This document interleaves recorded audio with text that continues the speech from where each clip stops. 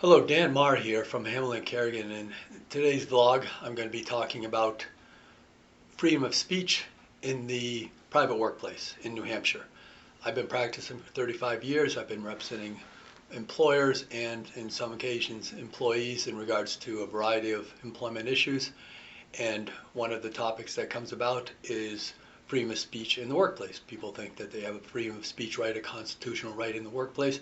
Today, as I'm doing this vlog, is actually the day of the New Hampshire primaries in 2024, so it's a very timely subject, and we're going to be talking about that, everything from a variety of types of speech and what you can and can't say in the workplace.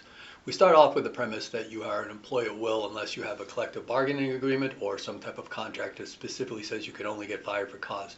Usually if you have an executive contract, you have a situation where you can get fired for any reason, but there's a cost to it. If they fire you without cause or you leave with good reason attributed to the employer, you're going to get some type of severance pay, and you don't get that if they terminate you for cause. And there's provisions in there that deal with disability and death, of course, too, in executive contracts. But most of us are in an employee at will situation.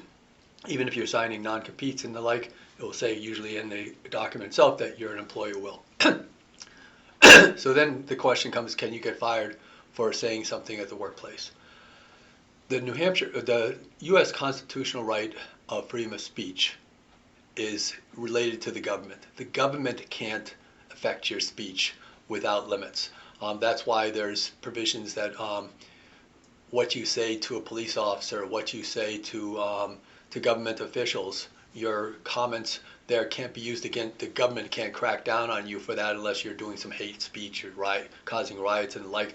That's a government affecting your speech, not your employer. Your employer can affect your speech. And again, I'm making it very clear.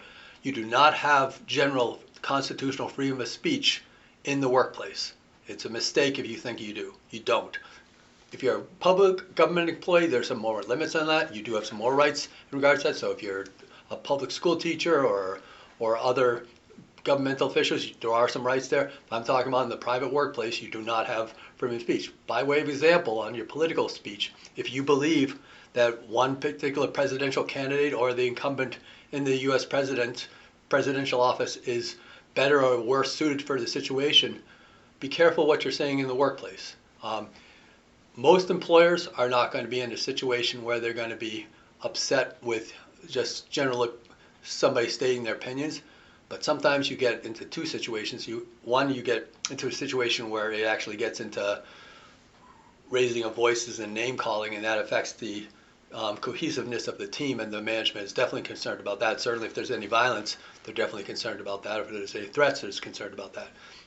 But then also, if you state your opinion and you have somebody that you have a cohesive work position with, you may find that your relationship gets tarnished if you take a strong position as to what you think about President Biden or former President Trump or Nikki Haley or the former ambassador Nikki Haley, any of those or anybody else.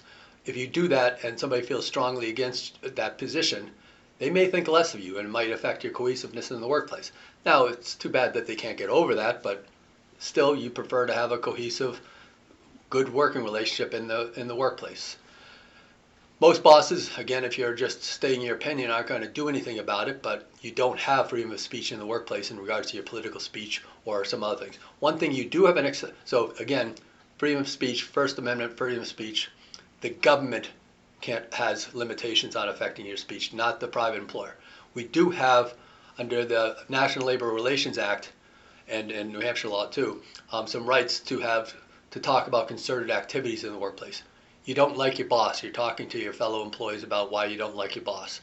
Or your boss maybe is dating a subordinate and giving that person more overtime than you are. Absolutely something that's protected speech by you under a federal law, not the constitutional freedom of speech, but under the National Labor Relations Act as called concerted activity. You're allowed to have those type of communications. You can also talk about your pay. Some employers don't want you to be sharing with your fellow employees what you're making because you might not be all equal. But the National Labor Relations Act does protect your right to do that as a non-management person.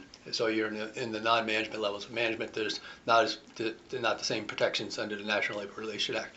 But you do have those protections. Think about that in the workplace next time you want to talk about politics in the workplace, be careful, because you don't have that freedom of speech, and also you don't want to affect the collegiality between you and your teammates in the workplace. If you have questions in regards to this, or want to have a discussion in regards to that, you can contact me at 603-883-5501, Dan Marr, 603-883-5501, or check out our website at NashvilleLaw.com.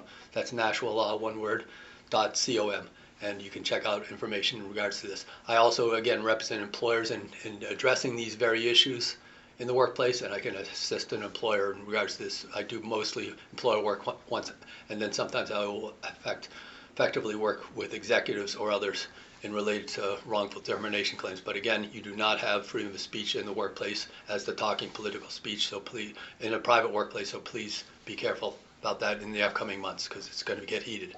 Thank you.